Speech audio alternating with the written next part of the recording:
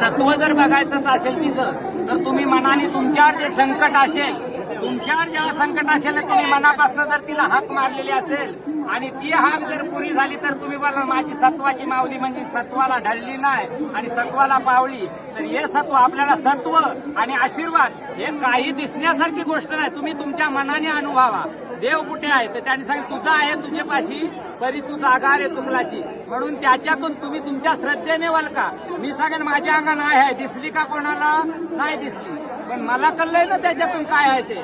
म्हणून काय सांगितलंय आई मी कुठे तू आई तुझा कुठे मी ठेव गो ठेवा गो कुठे मी ठेव गो ठेवा ठेवा ठेवला हृदया मंदिरात गो हृदया मंदिरात असं केलं.